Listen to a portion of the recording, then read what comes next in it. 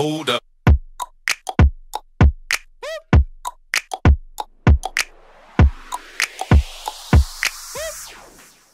Yo tout le monde, c'est le camp du sportif, j'espère que vous êtes en forme. Arnold Schwarzenegger, c'est de cette célébrité que nous allons parler aujourd'hui. Je pense que tu te doutais qu'après la vidéo de Stallone, nous allons parler de lui, car comment tu veux faire plus inspirant qu'Arnold Schwarzenegger? Plus motivant qu'Arnold? Son palmarès, c'est ça.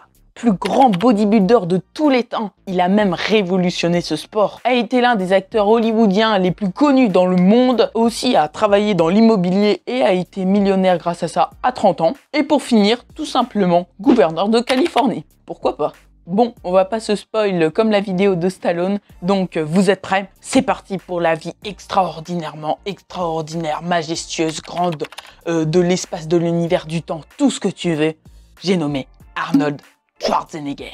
Arnold est né le 30 juillet 1947 à Thal en Autriche avec son père Gustav Schwarzenegger et sa mère Aurelia Jardy. À cette époque, rien de fabuleux, d'extraordinaire ou même de célébrité pour Arnold. Il vivait une petite vie d'enfant de 8 ans, tu vois, avec pas trop d'argent. Il vivait d'ailleurs dans une maison pas tellement luxueuse que ça. La salle de bain, bof bof, ils avaient pas tout le temps l'eau courante. Et oui, ça existait encore à cette époque-là. Et pour avoir à manger, fallait supplier 3 petits bouts de pain aux voisins du coin. Enfin, à part ça, son père est un énorme alcoolique et passe la plus claire de son temps à se bourrer ou à frapper sa femme.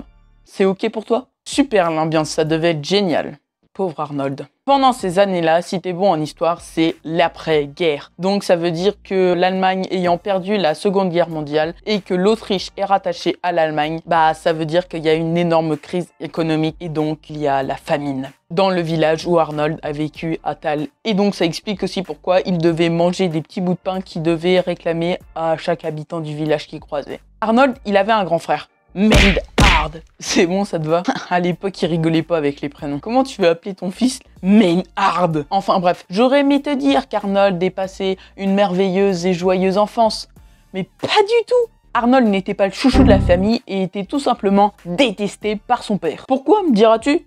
Je sais pas. Peut-être parce que c'était le plus petit et moins costaud de la famille. Par contre, Maynard était le chouchou de son père.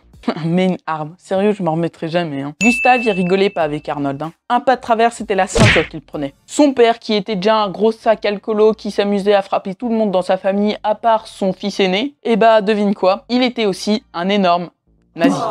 Oui, franchement, je pense qu'on peut dire qu'Arnold n'a pas vraiment eu l'enfance la plus facile du monde. Faut que je me recoiffe les sourcils parce que sérieux, à force, j'ai ressemblé à un ours. Ou un homme de Néandertal, au choix.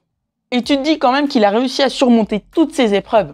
C'est dingue quand même. Tous les enfants qui auraient été dans la même situation que lui, ils auraient fini par faire une dépression. C'est ciao! Mais pas Arnold parce qu'il a un mental de vainqueur et le destin a prévu de grandes choses pour lui. Mais dans une interview de je sais plus laquelle, Arnold avait dit quand même qu'il gardait un côté positif de son enfance. Costaud le gars. Et c'est aussi pour ça qu'on peut prendre Arnold comme un exemple, parce qu'il veut pas non plus faire sombrer tous les enfants qui sont dans le même cas que lui, mais plutôt les faire remonter à la surface, les faire espérer que eux aussi deviennent des légendes. Bon, peut-être pas devenir le dieu des dieux comme Arnold, mais au moins de les faire sortir de la galère, que pour eux ce soit des légendes. Arnold, son mindset de vainqueur, il l'a pas eu en claquant des doigts, non. Il l'a eu grâce à une chose qu'il a mérité, le bodybuilding. C'est grâce à ce sport qu'il a pu se révéler. Un jour, il marchait dans la rue, jusque-là tu me suis, où il tomba sur un magasin qui vendait des magazines de musculation, enfin de bodybuilding, où il y avait en couverture un bon gros bodybuilder bien énorme et sec. Comme dirait Timon Shape. Donc Arnold rentra dans cette fameuse boutique et acheta le magazine. À cette époque, je te rappelle que Arnold, il avait pas beaucoup d'argent, donc ça devait être vraiment le déclic pour qu'il achète ce magazine-là. Donc dans ce bouquin, il y avait un bodybuilder qui racontait son histoire et comme quoi il était devenu riche grâce au bodybuilding. Et Arnold, là, il se dit, c'est bon, je veux faire pareil. Première étape pour réussir son rêve, s'inscrire à la salle de muscu. Et je te rappelle encore qu'à cette époque, il avait pas beaucoup d'argent. La muscu, il y allait tout le temps. Avant, après, pendant, entre les cours, tout le temps, H24. Dès qu'il avait un peu de temps libre, il y allait. Et c'était tellement un fou que même quand la salle, elle fermait, genre les week-ends, les jours fériés, les vacances, il y allait illégalement. Donc je peux te dire que si son père le cramait, c'était un peu chaud pour lui, quoi. Mais bon, Arnold, il voulait accomplir son rêve. Ses parents, ils étaient pas trop d'accord pour qu'il aille à la salle de muscu. Enfin, plutôt son père, vu qu'il y a que lui qui dirigeait la famille. Et du coup, devine quoi? Non, il l'a pas tapé cette fois-ci, mais il l'en a privé. Et ça, je peux comprendre que c'est pire que se faire taper. Enfin, du moins, je me suis jamais fait taper, mais je sais que c'est douloureux quand tu peux pas aller à la salle. Mais je te signale que là, on parle quand même de Arnold, donc pas d'excuses. Il récupère un petit peu de matos qu'il trouve par-ci par-là, je sais pas, un pneu, une corde, et il fait une petite salle de muscu chez lui en scred, derrière chez lui, dans son jardin, enfin je sais plus où, dans son petit pavillon. Arnold, il rêve d'un truc, faire des compétitions de bodybuilding. Mais malheureusement, il approche des 18 ans et comme en Allemagne, en Autriche, et bah devine quoi, il y a le service militaire obligatoire. Mais bon, mauvaise nouvelle, Arnold n'a pas réussi à trouver de solution ultime pour contourner ça. Après oui, c'est sûr, les militaires, ils font beaucoup de sport, mais pas de temps pour la muscu. Arnold trouve quand même 2-3 coups pour en faire par-ci par-là, mais bon, à ce rythme, il va tout perdre. À ce moment-là, il apprend que sa compétition ultime, enfin le truc qu'il voudrait faire absolument, Mister Junior Europe, a lieu dans peu de temps. Pour Arnold, la muscu, ça passe avant tout, c'est primordial, c'est sacré. Donc qu'est-ce qu'il fait? Eh bah ce Thug Life, pendant une tournée, enfin pendant un service qu'il faisait avec d'autres militaires, il passait à côté des wagons. Bon, là tu vois où je veux en venir quoi. À côté de wagons de marchandises qui allaient pour destination la ville de la compète, je sais pas moi, Londres, Belgique, enfin pas Londres vu qu'il faut traverser l'océan, mais Paris, la Belgique, des trucs comme ça. Et bah il s'agrippe dedans et il y reste et il va à sa compète comme ça. Et le pire c'est qu'il prévient genre vraiment personne. La compétition pour laquelle il a risqué de se faire renvoyer de son pays, et bah il la gagne. Alors je sais pas si tu t'en rends compte, mais il avait quasiment pas fait de prépa physique, enfin genre il avait pas fait de diète, il avait pas forcément des bons entraînements, des bonnes machines pour se muscler correctement, enfin c'est fou, il a juste misé sur sa génétique. Et c'est là qu'on voit qu'Arnold est au-dessus du lot. Mais bon, comme tu t'en doutes, vu qu'il est parti, bah les supérieurs militaires, et bah ils l'ont vu et quand il est rentré, Arnold, bam, une semaine de prison militaire. Mais bon, les supérieurs sont dit quand même, ouais, c'est pas cool, on l'a emprisonné et tout, alors qu'il s'est échappé pour faire un truc hyper bien, pour en plus représenter le pays, et en plus il a gagné sa compète, donc on va en faire un exemple de guerre. Enfin, je sais pas comment il appelle un exemple de guerre, enfin un mec qui va être représenté par tous, tu vois. Donc ça va, Arnold, il s'en est pas mal tiré quand même. Durant cette période, vu qu'il avait le respect de ses supérieurs, il s'est mis à faire un peu plus de muscu, du coup aller dans d'autres salles, d'autres clubs, et a fait des rencontres, notamment avec le plus grand bodybuilder d'Autriche, enfin de cette période. Enfin le mec il était Mister Autriche et il s'appelait Kurt Manuel, et aussi il a fait une autre rencontre avec Ikuri Brasov. J'ai pas trouvé d'image de lui, mais apparemment, c'était l'homme le plus fort du monde. Et je pense que c'était seulement sur certains critères. Autant dire que c'est comme les World Records du monde. Tu dois exploser des œufs avec ton nez. Aucun sens. Les années passent, et Arnold, il s'entraîne de plus en plus dur, et il progresse de plus en plus en muscles, et il est devenu un véritable tank. En 1964, il remporte son deuxième plus gros titre, enfin, depuis qu'il a commencé le bodybuilding, hein, parce que sinon c'est pas du tout son plus gros titre, qui est donc Mister Europe, et qui gagne d'ailleurs cette compétition. Et ensuite, dans la foulée, genre une semaine après, il fait une nouvelle compétition, enfin je sais pas si on peut appeler ça une compétition, mais en tout cas une compète qui s'intitule l'homme le plus bâti d'Europe. Hein, je sais pas comment ils peuvent mettre des critères là-dessus, le plus bâti en plus. Bâti, un synonyme, enfin je sais pas comment il pourrait décrire le mot bâti comme ça. Arnold, il commence à se dire et à se rendre compte surtout qu'il a du potentiel, qu'il a quelque chose inné en lui et que du coup il peut pas rester en Autriche là où il y a son père qui le taille, qui le frappe, qui fait... Enfin maintenant il le frappe plus, hein, tu vois, mais qui ne se fait pas respecter par son père, quoi, tu vois. Donc il décide de faire comme chez les militaires, il se taille, il s'en fiche de tout le monde, il s'en va comme ça, sans prévenir personne. Donc il s'installe à Munich, en Allemagne, là où il y a les plus gros clubs d'Europe, et il va s'entraîner avec des gros durs dans les bonnes salles vieilles, là, de l'époque, où c'est de la bonne fonte, tu vois. Enfin, je précise que c'était à l'époque, parce que je sais pas si c'est encore en Allemagne, à Munich, ou je sais pas où, qu'il y a les plus grosses salles d'Europe. Dans la même année, il part à Londres, en avion. Oui, c'est exceptionnel, parce qu'à cette époque-là, il n'y avait pas grand-chose en avion, tu vois. Donc je pense que tu t'en doutes, mais il y va pour la compétition ultime, Mister Universe. Et il termine, pas premier, deuxième. Ah!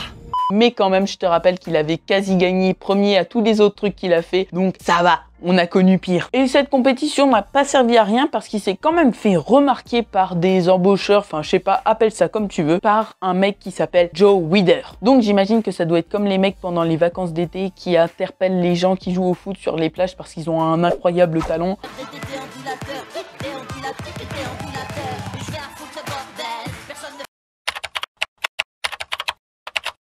et qui leur disent « Eh toi là-bas, viens voir ici 2 minutes, tu voudrais pas que je te recrute dans mon équipe de foot pro ?» Et forcément le mec il dit oui parce que c'est son rêve. Et bah Arnold il fait pareil. Donc il se fait en quelque sorte recruter. Je dis en quelque sorte parce que c'est pas une équipe. Et ce Joe Weider, il lui dit « Bon, maintenant que t'as fait le show en Europe, qu'est-ce que t'en penses de devenir le roi, le dieu du bodybuilding aux États-Unis » Donc encore une fois, comme tous les bodybuilders, il dit forcément oui. Donc allez, c'est parti, Arnold il saute dans l'avion et direction les États-Unis. Et il a eu raison de faire ça parce qu'en Autriche, en Europe, le bodybuilding c'est pas trop ça quoi. Enfin je dis ça pour avant parce que maintenant c'est plus le cas. Enfin avant c'était pas trop démocratisé quoi. Et il a bien fait d'aller au States parce que là-bas il rencontre sa femme qui s'appelle Barbara Attendez Pirker et d'autres encore rencontres qui vont faire qu'améliorer son palmarès. Mais bon, on va pas crier victoire tout de suite parce qu'il va aux États-Unis sans trop d'argent, hein, malgré qu'il a gagné quelques compètes en Europe.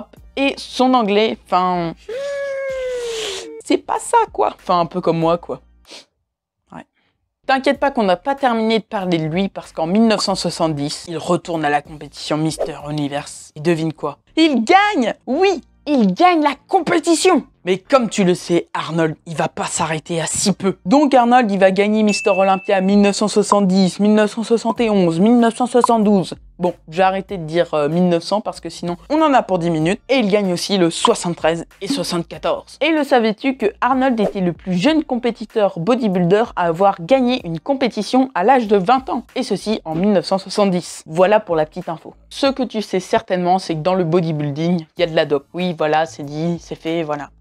Et c'est d'ailleurs pour ça que ce sport est méprisé par beaucoup de personnes parce qu'ils disent que la dope c'est nul quoi. C'est vrai que ça peut paraître décevant, oui je compatis. Mais par contre la cause que je ne tolère pas, c'est dire que les bodybuilders se dopent et donc que c'est de la triche. Enfin du moins qu'ils ne produisent pas d'efforts. C'est ce que les médias essayent de faire passer par exemple pour le Tour de France en disant que la dope c'est de la triche. Oui c'est vrai pour certains sports comme par exemple du coup le vélo, le cyclisme et tout. Mais vas-y toi, va sur un podium de culturisme. Tu verras que ta limite naturelle sera vite atteinte. Après, tu auras peut-être une extraordinaire génétique. Mais bon, on n'a encore jamais vu de bodybuilder à sec, sans dopage, à 100 kilos, je crois bien. Après, bien sûr, vous allez dire « Oui, mais si !»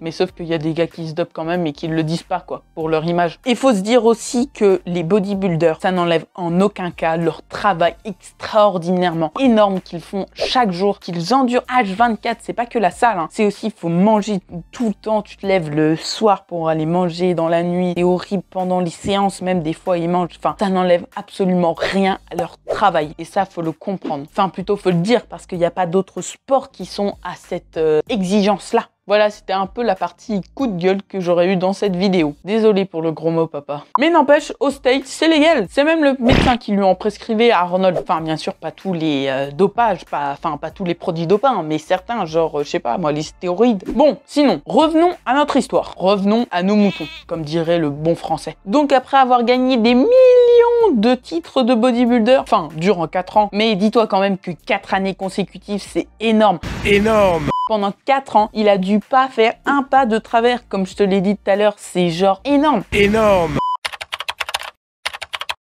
Un pas de travers, c'est ciao! Donc franchement, on peut que l'applaudir. Donc après avoir fait fureur sur les plateaux de bodybuilding, il se met à faire de l'immobilier. Et comme je te l'ai dit tout à l'heure dans son palmarès, il est devenu millionnaire à l'âge de 30 ans. Et ça juste avec l'immobilier, sans compter le bodybuilding et ce qu'il va faire après. T'imagines quand même s'il aurait cédé de tenir face à son père, à la dictature. Enfin à cette époque c'était plus vraiment une dictature, mais on va pas rentrer dans les détails. Ou même aller dans le magasin qui lui a vendu son magazine du coup, et bah il en serait pas du tout là aujourd'hui. Il serait un bon petit policier ou militaire dans cette armée, la dictature nazie quoi.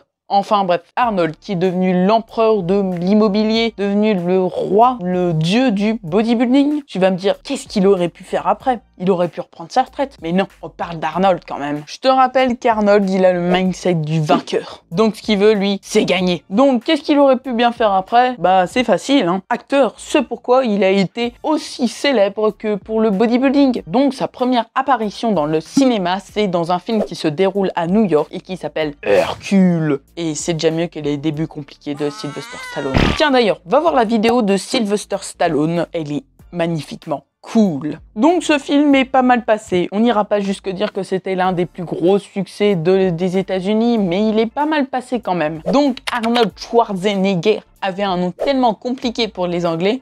La preuve, j'ai mis 1 heure à savoir écrire son prénom lors de l'écriture de la vidéo. Quand les Anglais disaient Schwarzenegger, ça ressemblait à Schwarzenegger. Et bah du coup, ils l'ont appelé Arnold Strong. C'est déjà bien comme surnom, je trouve. Dans certains films dont je me souviens pas trop des noms, les Américains trouvaient que Arnold n'avait pas une voix assez anglophone, enfin une voix qui tapait bien, quoi. Et donc, ils prenaient un doubleur dans la même langue, la logique. Maintenant, ça y est, Arnold a les portes grandes ouvertes pour le cinéma, enfin pour le monde du cinéma, et commence à se faire connaître dans des émissions télévisées. Le film, oui, qui va clairement le faire connaître, c'est Conan le Barbare. Et les Américains, ils aiment voir un mec aussi baraqué arriver dans le cinéma. Et il va faire un deuxième film qui porte à peu près le même nom et qui va aussi faire un carton comme celui qu'il a fait juste avant, donc Conan le Barbare. Et il fait quelques projets pour le cinéma, mais rien de fifou. Il n'y a rien de plus ringard. Fifou.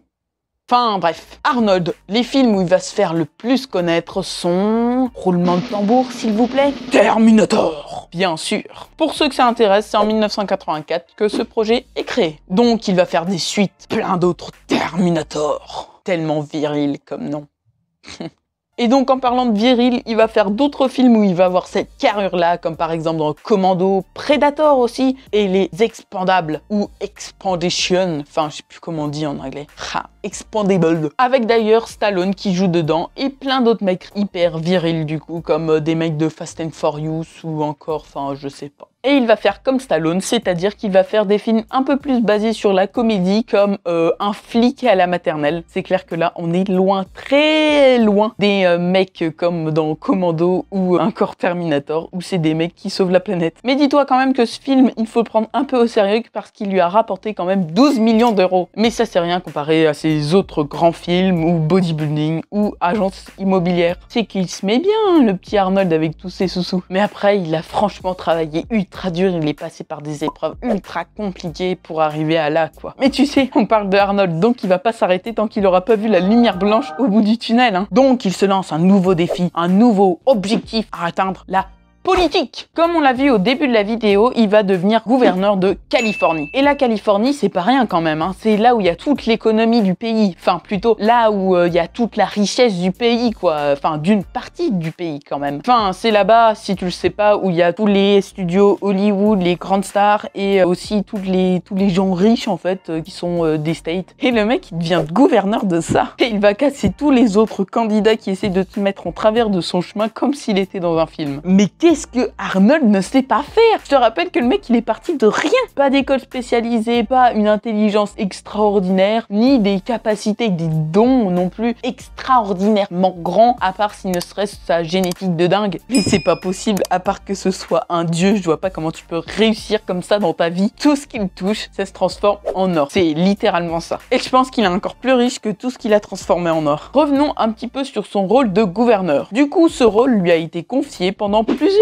années. Et oui, monsieur. De 2003 à 2011. Donc, pour dire que ça a été un très bon gouverneur parce que les gens ont revoté pour lui. Alors, si on peut pas le prendre pour modèle, hein. Dommage qu'il peut plus être gouverneur après 2011 parce que c'est un peu comme Macron, du coup, après, il peut plus être réélu. C'est comme ça, c'est son mandat, bam, il est fini, arrêtez. Après, Arnold, il va pas s'arrêter là, hein. Il fait encore autre chose. Il travaille comme représentant des entreprises pour l'écologie. Et oui, parce que tu sais peut-être pas, mais Arnold, c'est un écolo. Si tu regardes son Insta, Arnold, il poste beaucoup de photos où il est en vélo. À l'heure actuelle, ce que fait Arnold, c'est faire des interviews, montrer son parcours, motiver les gens, qu'ils eux aussi réussissent dans leur vie. Et franchement, j'ai déjà regardé quelques vidéos de lui où genre des gens, des youtubeurs, il l'interviewait et c'est vraiment inspirant. Dans ce thème-là, il y a aussi David Goggins, un mec qui m'inspire tellement énormément. Genre, le mec, il a réussi à apprivoiser un mode de vie tellement rude, c'est dingue. Enfin bref, c'était la vie d'Arnold Schwarzenegger. Le grand, l'ultime, celui qui est parti de rien et pourtant qui est devenu l'une des plus grandes stars, célébrités de notre planète. Une légende vivante. Donc si tu es encore là,